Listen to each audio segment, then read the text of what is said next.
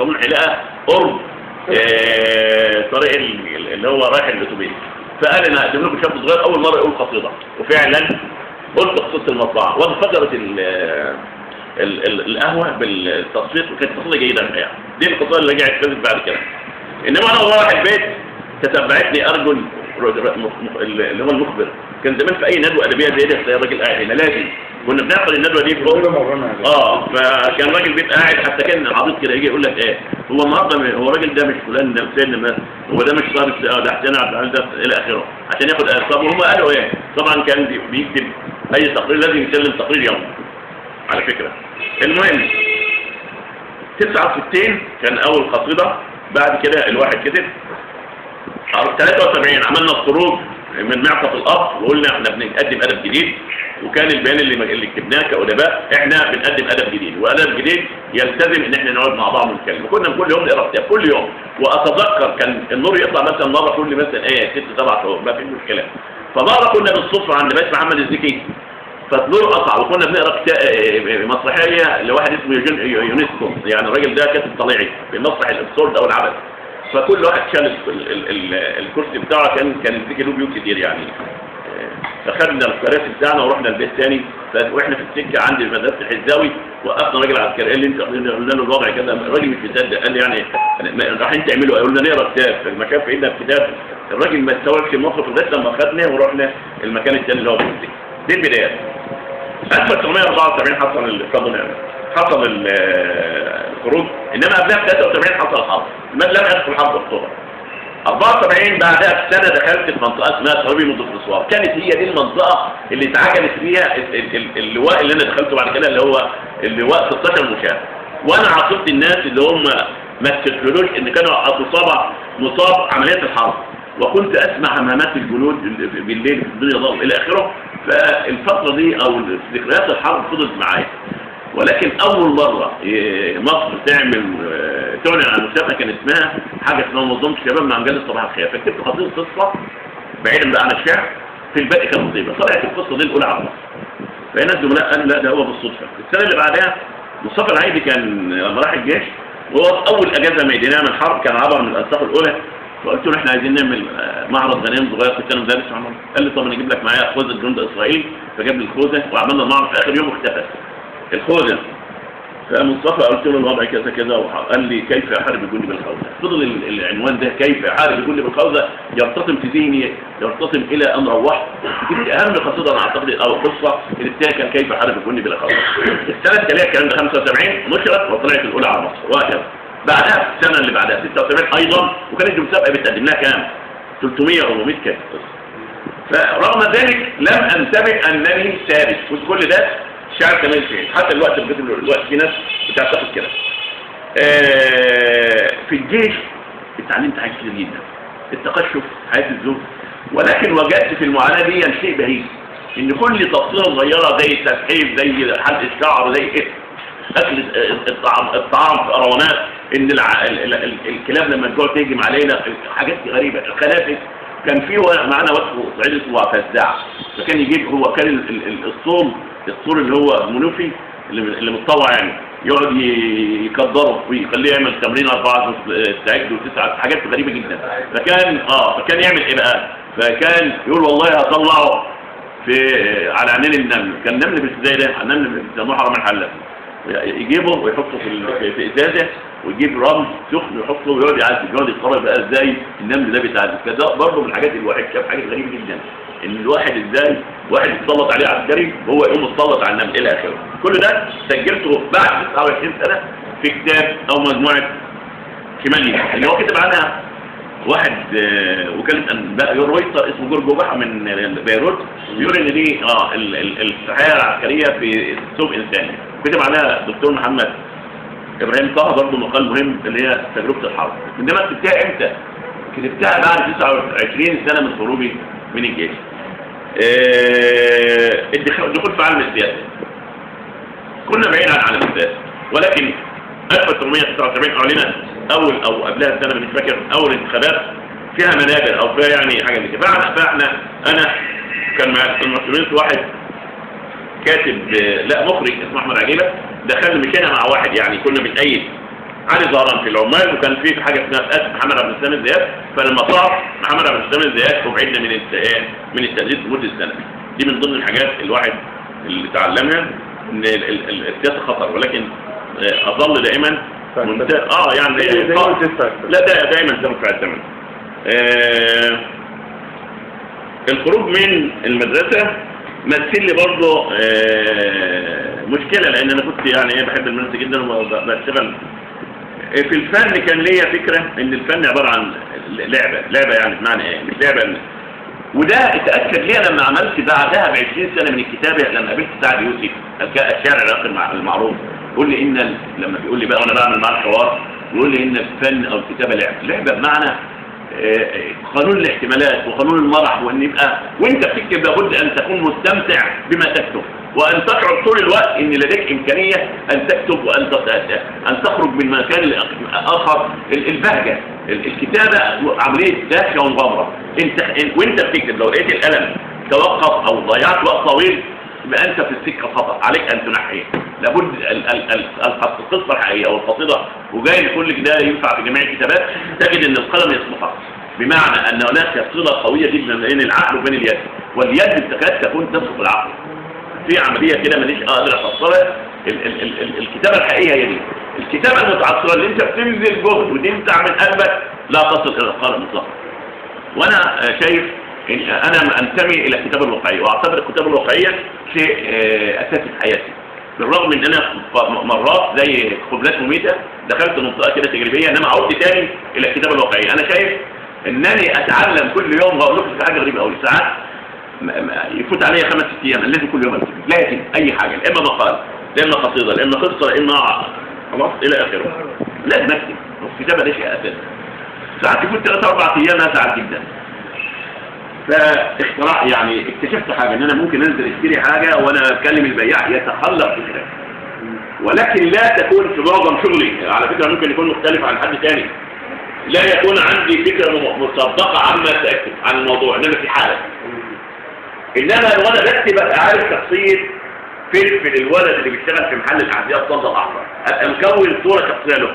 وانا بكتب ببقى عندي هذه الولد ده عنده قد ايه وشكله قد ايه وامه مين وابوه مين والطبقه الاجتماعيه. فلما اجي اكتب يبقى المساله قليله.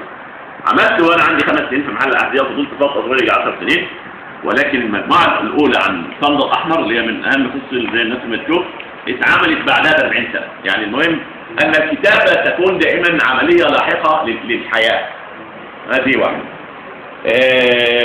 دخلت لما رحت السعوديه، انا رحت كمدرس ابتدائي، انما بعد شهر اصبحت عنصر مؤثر في جريده اليوم، واتعلمت حاجه مهمه، اكتب في اي وقت واكتب في اي ماده، وانزل اعمل حوارات مع كتاب. عملت 60 أو 66 حوار مع اسماء مهمه جدا، منها حنا مينا، ابراهيم الكوني، جورج طرابيشي، محمد علي شمس الدين، كتاب كبار جدا، و5-6 من المستشرقين اللي بيتكلموا عربي، منها مارينا الساد ورانو خوجايا سايا دي من روسيا الى اخره. اتعلمت برضه ان انا ادير حوار مع الناس. ده بيفيدني في ايه؟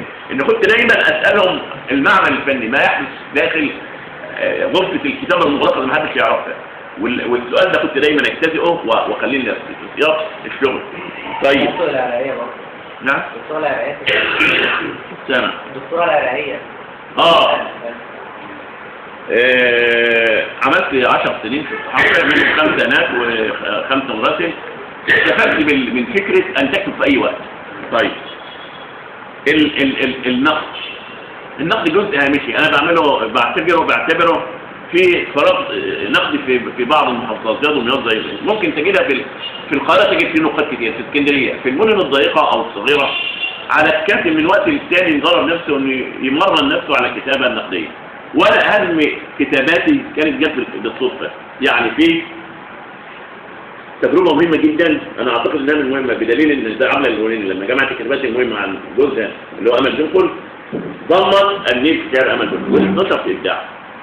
انا نسيت اقول لكم حاجه، ان من ابتداء من 1982 بدات اسرد واكتب كتير، بعت قصه، عملت اسمها السادس، فانتشر في ورا قصه يوسف ادريس على طول، وبعت لي الدكتور القط عبد القادر القط، وقال لي انت من الان انت كاتب مهم من كتاب الابداع، وما كانش يعرفني. بعد 9 سنين هقابله في 1990 في اسوان، ويعرفني على دكتور اسمه محمد مصطفى الشفعي، يقول ده كاتب سمير في كتاب عندنا. كنت سنه صغير على فكره، انما الراجل كان بيحترم الكتابه، ما كانش يهمه ده مين. فالراجل ده فضله مش عليا بس، على اجيال كثيره جدا عبد القادر قطب بدون ما يشوف ايه بطبع البريد. وده اللي قاله الله يرحمه مصطفى الأصفر، انه من خلال طبع البريد يمكن ان تتعرف او تعرف الناس بالكتابات.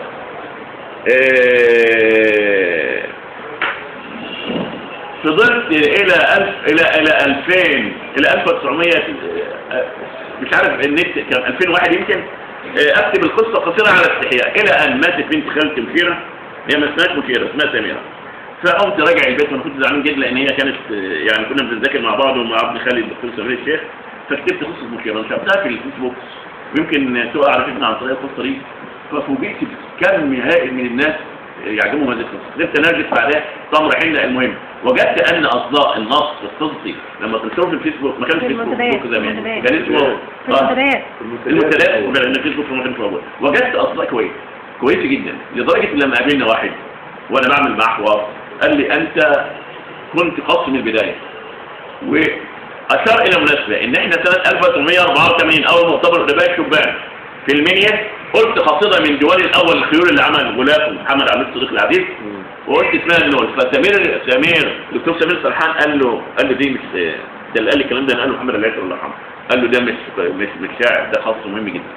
وما خدتش بالي الى ان من 2001 عملت كام مجموعه خاصيه، 9 طبعوا و5 تحت الطباعه، يعني تقريبا 13 مجموعه خاصيه. لان زي ما قلت لكم ان انا بكتب كل يوم، مفيش حاجه اسمها كتب، لا اما تقرا لا اما تكتب لا اما تعمل مسودات او تعمل دراسات. وانا على فكره اليوم اللي انا اكتب فيه ابقى سعيد جدا واعمل انتاج كتير جدا، اتفرج على افلام، واخد بالك، انا بحب الاكل جدا، اعمل طبيخ واعمله بنفسي، يعني المهم ان يكون اليوم مليء بالسعاده عن طريق الطعام او الشوكولاته اللي بحبها او كره القدم او كتابه، ثلاثه شبه بعض. طيب انت راجل بتسعى نشرت مجموعه قصص كبيره جدا جدا جدا، ما كنتش انا لوحدي الحقيقه، كنا مجموعه كبيره. كان بدانا مع دكتور غاوود مع كمال سعد ومع حلمي ياسين، مجموعه كبيره جدا. وبعد كده دكتور عين ومع محسن يونس ناس كتير من جيلنا، محمد شمخ وكل الناس دي، وتوأل نورسي حتى عرفتها عن طريق النت. المهم استفدت من وجود النت، لان قبل كده كان لازم تنشر عشان الناس تقراها. النت اتاح لك انك انت تنشر قصه بعد 5 دقائق او بعد ربع ساعه يجي لك عشرات التعقيبات. بس ايضا النت من عيوبه او يعني الشبكه العنكبوتيه اختلاط الحبل بالنابل والضعيف بالقوي والمجاملات الكبيره قوي، بمعنى ان لو كتبت قصيده زي او قصه وحطيت صوره بنت حلوه قوي الاف التعليقات الجميله والمفاجاه، بينما لو كتبت قصه كويسه يعني وحطيت شكل عينه في الهواء ولا واحد هيبص عليه. فالمساله برضه فيها قدر من عدم الوضعيه، انما او المجامله، انما هي احدى الوسائل المهمه مش الاساسيه، لان انا وجهه نظري الكتاب له متعته الخاصه ويظل القصه طويله جدا. لما نشرت مجموعه قصص دي كتيره جدا، ناس كتير جدا حبوني في الكحاط، وجات لي دعوات، منها كانت دعوتين الى سوريا رحتهم سافرت، او كانت اول مره اخرج بره الوطن، وقابلت ناس مهمين جدا زي وسيم الاعرج زي الدكتور ابراهيم، ناس كتير جدا جدا جدا، والتقيت بيهم واكتشفت ان انا مقروء عربيا اكثر من مصريا، ان شبكه النت دي اتاحت لك فرصه انك تعرف الناس. تمام. في قصص انا الغريب جدا عندي اعمل الاتي، اقوم كاتب كده يعني طول عمري على فكره، اقوم انا كاتب كده 10 قصص هذا اليوم يوم كده، ويوم كاتب 10 واقوم حاطط عنوان سكرين. انا مش في دماغي حاجه، انما ابدا الاقي عقلي يحسن الصور واكتب 10 قصص مثلا اعرف الوقت نموذج منها 1 أو 2 قصص صغيره جدا او غير من ذلك. المعنى ايه؟ انني لدي القدره، قد يكون هناك اخرون، ان اكتب عن شيء يتشكل او يكتب نفسه خلال عمليه الكتابه، يعني لا تكون هناك افكار ولكن حاله او فكره او وهكذا. يعني انا ما بدفعش بنفسي لرؤى نظريه قبل الكتابه، انما ما ينفعش في حاجه ثانيه، ما ينفعش في النقد ولا في المسرح. المسرح لابد ان تكون مهيكل المساله، لان الالف بيسلم لبيه وبيه لجيه، انما في القصه والشعر ممكن تتجاوز. تمام. 12/12/2011 كنت بقدم ندوه الله يرحمه احمد الشربيني، واثناء وانا بقدم لقيت فيه حاجه سوداء بتسحب كده ان اغلق عيني اليمين اللي هو ده. فانا قلت كنت عامل قبلها بشهر عمليه اسمها ما يبقى، قلت يبقى العكس وعايز حاجه زي كده، رحت اكتشفت ان ده انفصام شبكي، ودي مرض خطير جدا، يعني ممكن يجي النظر او لا. الدكتور هنا رحت الاميري المستشفى رمض، فقالوا لي انت لازم تلحقها. بعد يومين عملت العمليه. انا دلوقتي بشوف جزئيا، انما ما عادش عندي القدره ان انا يعني بشتغل بنص عين لان الثاني فيها ضرر. فرغم ذلك انا بحارب الزمن لان الوقت عندي 63 سنه، عندي افكار قصص كتير جدا جدا جدا، ولازم كل يوم اكتب على الاقل قصه او اثنين. ليه؟ انا شايف الكتابه نوع من اعاده مش من اعاده، من ضحض الموت وفكره انك تتعامل مع الواقع وانك تكتب شخصيات وانك بتتعامل معها بمرح وضحك. الكتابه هي حاله من حاله اكتشاف ذاتك وحاله فهم العالم وحاله من الامتنان للخالق العظيم اللي خلقنا من خلال كتابه فيها قدر من السخريه والجمال والرقه. انا شايف ان الباليه مثلا الموسيقى، الفن الشعبي، الغناء، الشعر، كل دي وسائل لكي تنتظم الحياه وتصبح اجمل. انا مدين جدا للحركه الادبيه في دمياط لان لم اعمل وحدي، كنت دائما اعمل داخل المجموعه. محمود الصياد الله يرحمه، مستعار خطا، محمد العشر، ناس كتير جدا، والباقيين حلمي ياسين والدكتور عيد صالح، مصطفى العايدي، فكري داوود، محمد شمخ واخرين كتير جدا. حتى الجيل الجديد بتوع المرسي، الجيل الجديد زي حسن الملك، زي ميان حبيب، كل الناس دي ساعدوني في ان انا ما ابقاش لوحدي، لان انت لو قعدت تكتب وقعدت تبص لنفسك يجي لك خلل عقلي. فالناس انك لازم تقعد تقرا، وده السبب ان واحد يكون منعزل في بيته بقاله شهر او سنه او يحس ان هو مش قادر، فيقوم جاي لك حتى هو يكون مثلا متعب جدا، انما هو بيجي يقول لك لان لازم يجد هناك جماهير الكتاب في مصر قليلين، هم الكتاب نفسهم الا في مناطق. حصيله الرحله دي ان انا قدمت كتاب واحد في الدراسات، وعندي ما يصنع 10 دراسات مثلا، مجموع كتب يعني. 5 دول شعريه بدات من 1982 بشيون، انتهت بنتهجى الوطن في النور اللي توفيق قال منه قصيده منها ندى مزاح الزمان الى اخره. في ديوان منهم مظلوم جدا. ليه بقى مظلوم؟ لان طلعوه عن طريق الاقليم، فانا بكرهه جدا. ليه بقى؟ لان لما سجلت الروح قاموا جايبين رئيس الاقليم حاطين ورا، طب هو انا عامل الكتاب، فبقيت يعني كل ما الاقي الواحد اقول له اتفضل الكتاب، اعمل له ده، اقول له ده رئيس الاقليم. فحاجه البيروقراطيه المصريه العقيمه. المهم خدت دول شعريه 9 مجموعات قصصيه، وده قليل بالنسبه لل5 الباقيين. في 2 دلوقتي تحت الخاص، يعني في مجموعه بعملها في دار الادب، وفي واحد صديق يعني انا لما التقي به اسمه عماد قطري تبرع بانه يطبع لي مجموعه في 3 روايات فقط، منهم روايه على الدكتور حمد السباس حطها في الموسوعه بتاعه الروايه المصريه اللي هي رجال وقضايا، كانت من الروايات الاوائل على حب الصوت 1990، انما هي مشهوره طبعا 86. عملت كتاب في التراجم لعبد العزيز مشري، كتاب سعودي مهم جدا. عملت كتابين في ادب الاطفال، كتابين في الحوارات، وانا بعد نفسي دلوقتي بعمل حوارات للجيل الجديد اللي انا ما اشتغلتش بيه قبل كده، ومنهم ناس موجوده معانا هذه الليله. انتهي كلامي عشان ان انا اقرا لكم 3 قصص قصيره من مجموعه اسمها قبلات مميته. القصه يمكن 3-4 حاجات بسيطه. قبلات مميته هو ده من المجموعه السيء الحظ ليه. حاكم شيء مجموعه كده، يعني مثلا عندي خوضه مره صحيح قد